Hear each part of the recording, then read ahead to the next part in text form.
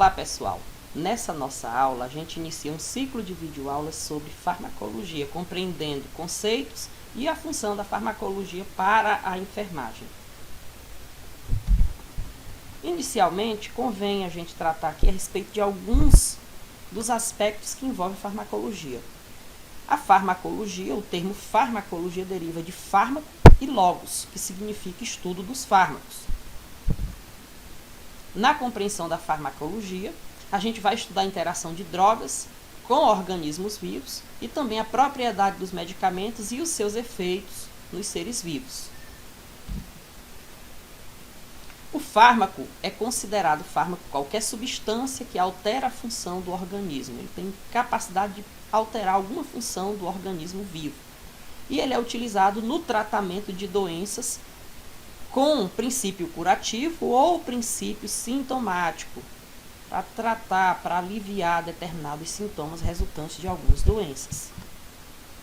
Remédio, por sua vez, é qualquer substância ou recurso utilizado para a obtenção de cura ou alívio de algum sintoma que tenha sido manifestado pelo organismo e que foge da questão da condição fisiológica do organismo. Já o medicamento é um produto farmacêutico ou uma forma farmacêutica que contém o fármaco e geralmente esse fármaco está em associação com adjuvantes farmacotécnicos. E o fármaco é uma substância química conhecida e de estrutura química definida, dotada de propriedade farmacológica.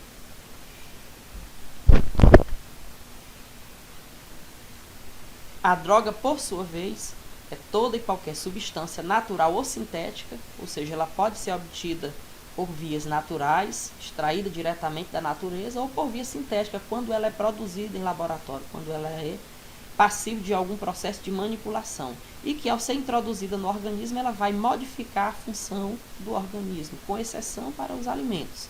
Ele vai ter suas funções modificadas, com exceção, como já dito, para os alimentos.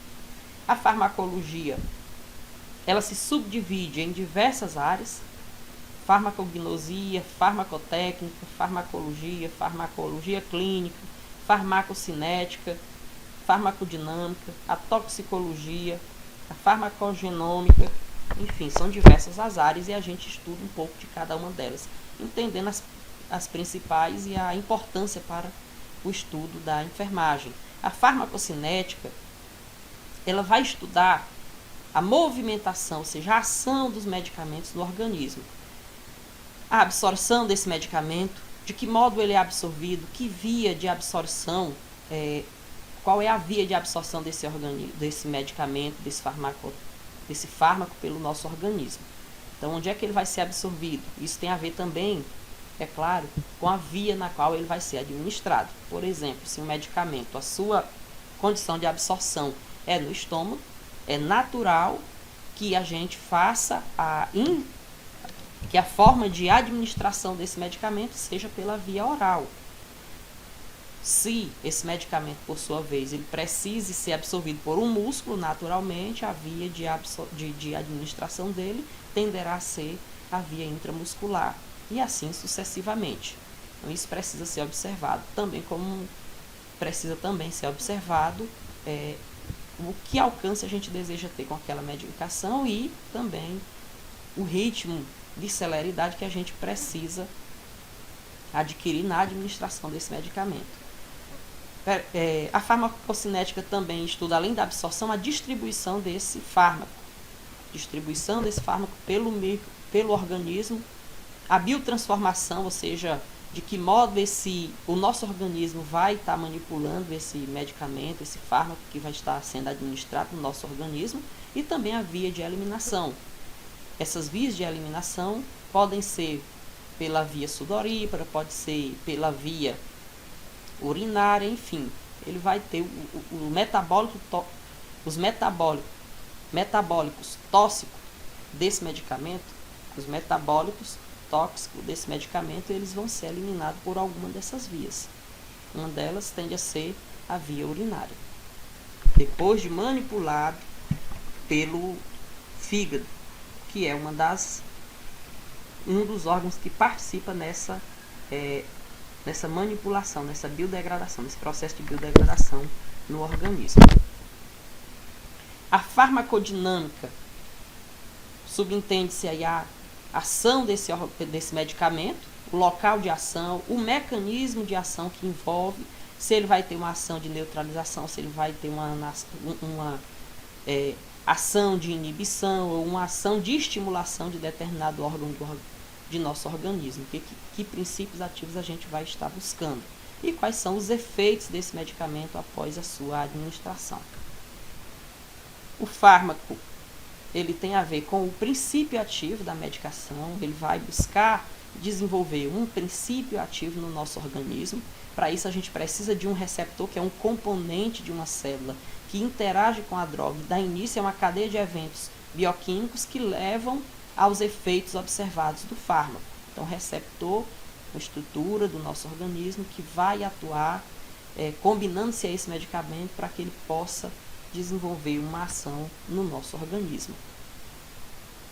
A nomenclatura dos fármacos ela varia bastante.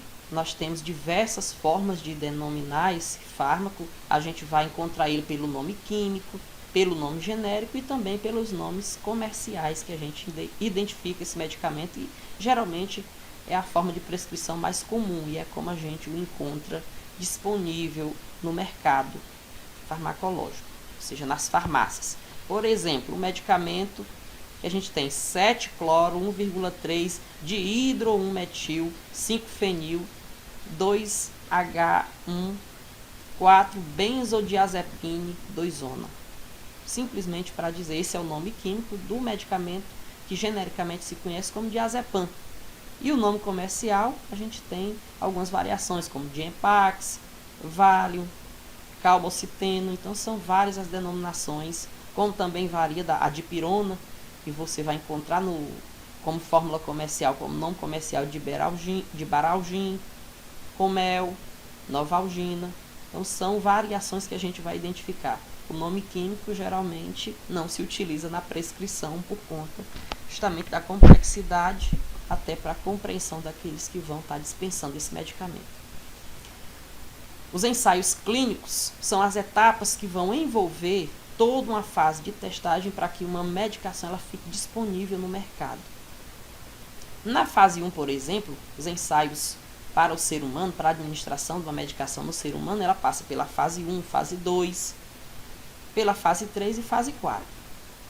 A fase 1, nós vamos avaliar na fase 1 a tolerância desse medicamento nos voluntários. Na fase 2, a gente vai identificar em alguns pacientes. A fase 2 ela se divide em 2A, em que a gente vai fazer a testagem de paciente de modo aberto. E na testagem 2B, a gente vai fazer a testagem de 50 a 100 pacientes, observando um grupo que a gente chama de grupo controle, no qual vai ser administrada uma medicação do tipo placebo. Esse placebo é uma espécie de pílula d'água, uma pílula de massa que não vai ter a fórmula daquele fármaco inserida nele. E a gente vai observar como se comporta o processo de cura para esses dois grupos distintos. Por quê? Porque essa avaliação? Porque se a gente observar que o grupo controle teve o mesmo princípio de cura que o grupo que foi testado com a substância, isso indica dizer que não está havendo aí um princípio ativo que possa nos garantir que essa medicação é eficiente. Por outro lado, se o grupo evoluiu bem e o grupo que foi testado com a substância evoluiu bem e o grupo que foi testado com placebo não teve evolução, indica dizer que aquela medicação que foi testada, de fato, ela tem um princípio de eficiência. Aí nós vamos avaliar o mínimo de chance de o mínimo de probabilidade de eficiência. Se tiver uma eficiência igual ou superior a 70%, nós estamos diante de uma fórmula farmacêutica que tem uma grande chance de ter sucesso na sua administração. Na fase 3, por sua vez, e aí nós avaliamos esse risco-benefício. Né? Se os benefícios superam os riscos, a medicação ela é dispensada, ela é liberada no mercado.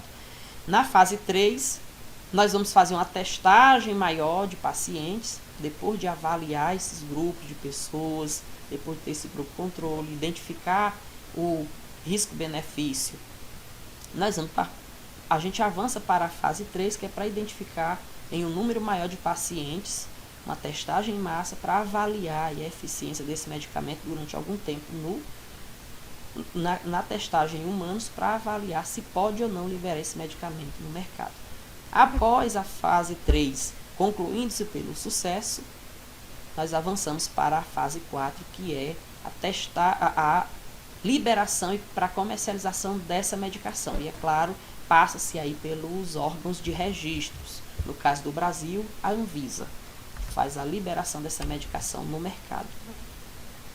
O controle de medicamentos no Brasil, na Europa, ela é feita pelo EMEA, é o órgão de controle de produtos. Já nos Estados Unidos, a FDA é quem faz esse controle para a dispensação do medicamento no mercado, e no Brasil é a Anvisa. Nós vamos ter uma atuação da indústria farmacêutica, uma atuação governamental e uma atuação também do prescritor. Esses 3 agentes, eles vão estar envolvidos nesse processo de acompanhamento para a liberação dessa medicação. Alguns conceitos em farmacologia também a serem considerados, por exemplo, a farmacologia, que é a forma de utilizar os medicamentos, o número de vezes e quantidade de medicamentos a ser utilizados a cada dia também, e também a variável em função do paciente, da doença que está sendo tratada e também do tipo de medicamento utilizado. A posologia passa por essas questões, a forma de utilização do medicamento, o número de vezes em que ele vai ser administrado e a variável em função do paciente, da doença que está sendo tratada e o tipo de medicamento que está sendo utilizado.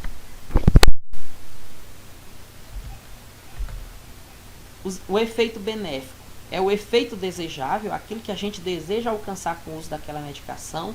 Efeito adverso, por sua vez, é considerado os efeitos indesejáveis ou efeitos colaterais. A gente avalia os efeitos adversos como aqueles efeitos que a gente não deseja que o paciente manifeste, e que, manifestando, a gente precisa observar. E, geralmente, quando uma medicação ela é dispensada no mercado, a gente registra, ela já vai com alguns registros de alguns sintomas que podem ser manifestados.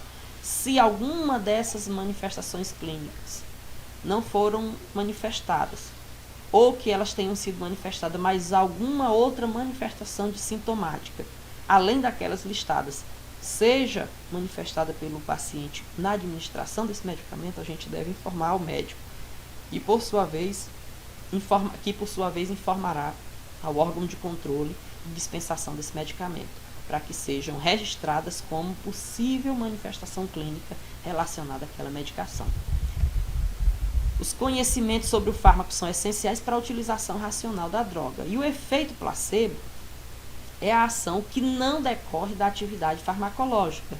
Aí onde a gente diz que a fé, muitas vezes, ela induz a pessoa a sentir, assim como também as reações de medo, ela induz a pessoa a sentir sintomas que não têm nem a ver com a medicação e que não estão ligados diretamente à atuação daquele medicamento administrado. Então, esse efeito placebo, ele é utilizado esse termo porque quando a pessoa recebe a administração do medicamento e ela evolui, um grupo placebo recebe a administração de um medicamento em testagem, ou seja, ele é o grupo placebo, ele vai receber uma fórmula qualquer que não seja daquele medicamento.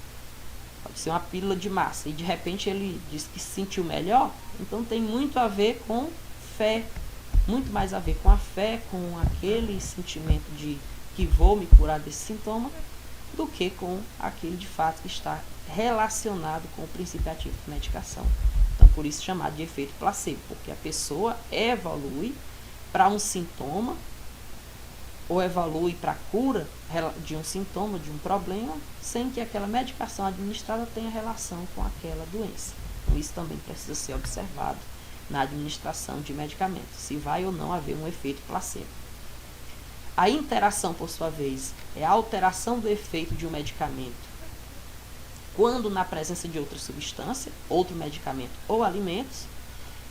E a iatrogenia é quando um medicamento é administrado ao indivíduo e produz lesão ou alguma doença de forma não intencional. Não está relacionado, não se deseja alcançar aquele problema com a administração daquele medicamento, porém se provoca alguma lesão na pessoa que recebeu a medicação. Então é iatrogenia. Idiosincrasia é a reação particular ou especial de um organismo a uma droga. São nocivas, às vezes fatais, e também relacionadas a fatores individuais. A pessoa recebe uma medicação e ela sofre reações muito particulares, que são muitas vezes nocivas e às vezes podem ser fatais. E ela está relacionada muito mais a fatores individuais daquela pessoa. A pessoa recebe uma medicação para de repente controlar a pressão e entra num quadro de hipotensão e vai a óbito. Então nós tivemos aí uma reação fora daquilo que é o princípio ativo da droga. Ela teve uma reação particular, ela desenvolveu uma alergia, alguma coisa, recebeu uma medicação, desenvolveu uma alergia potencial e foi a óbito. Então nós temos aí uma chamada de idiosincrasia. A intoxicação por medicamento estão relacionadas aí a alguns fatores, como tentativa de autoextermínio, uma automedicação. A pessoa faz uso de uma medicação e ela nem sequer pode usar aquele medicamento e termina resultando em óbito, ou numa intoxicação, que não necessariamente evolua para óbito. Pode ser também resultante de um erro na administração de um medicamento. Você, para tomar uma medicação de uma quantidade mínima, e você toma uma quantidade mais elevada, então uma superdosagem aí pode levar também a um processo de intoxicação. Quando você faz uso da medicação fora também da prescrição médica, ou seja, quando a prescrição médica é inadequada, ou também por o abuso que é feito por uma medicação. Algumas medicações elas têm efeito hepatotóxico, outras têm efeito nefrotóxico, ou seja, podem ser lesivas, as hepatotóxicas lesivas, ou tóxicas, melhor dizendo, ao fígado, e as nefrotóxicas são tóxicas aos rins. Algumas medicações, pelo abuso do uso delas, pode levar a uma cirrose medicamentosa ou pode levar aí uma disfunção renal em razão do uso excessivo de determinados fármacos. O uso racional de medicamentos, ele vai garantir uma indicação apropriada, ele parte de uma indicação apropriada. Se eu faço uso daquilo que me foi prescrito, ele deve observar um esquema de administração adequado, fazer uso de acordo com a prescrição. Há também, nesse contexto, uma ausência de contraindicações e menor possibilidade de efeitos adversos. Se eu faço uso racional dos medicamentos, se eu faço uso cauteloso observando a prescrição, existe aí uma ausência de contraindicação, ou seja, não há riscos, e é menor a possibilidade de efeitos adversos. A dispensação correta, ela passa a incluir também informação adequada para o paciente. A gente vai observar se esse paciente pode, se não pode fazer uso daquela medicação. E também tem a ver com o segmento do paciente. Tratamento que vai ser realizado, de que modo aquele paciente vai receber aquela medicação, aquele fármaco. E na administração de um medicamento, é importante que a gente observe alguns questionamentos, como por exemplo, é realmente necessário um fármaco para alterar o curso clínico daquela doença? Ou seja, é uma doença que necessita daquela medicação? Estabelecida esta necessidade, que fármaco eu devo utilizar? Qual é a medicação mais adequada para o uso? Como o fármaco deve ser administrado ao paciente? O paciente já usa outros medicamentos ou não? Precisa observar isso também, por conta do risco de interação medicamentosa. Quais são os efeitos benéficos e os efeitos adversos esperados com a administração dessa medicação? O paciente está devidamente informado sobre a terapêutica proposta ou não? Então, são questões que precisam ser observadas na administração de um medicamento. E aí, finalizando, a gente destaca aqui essa frase, essa mensagem: medicamento é como gente, tem qualidades e defeitos. As qualidades a gente admira, os defeitos a gente aguenta ou não. Por isso, podemos usar eventualmente, namorar, usar por determinado tempo, até casar com algum medicamento para o resto das nossas vidas. Mas ele deve atender ao nosso jeito de ser. A eficácia para a condição clínica. Deve ter uma convivência regrada, dose e tempo de tratamento. Não deve proporcionar mais problemas do que aqueles que a gente já possui. O custo econômico e as reações adversas precisam estar sendo observadas no curso dessa medicação. Então, gente, a gente fica por aqui. A gente se encontra nas nossas próximas aulas. Muito obrigada e até breve.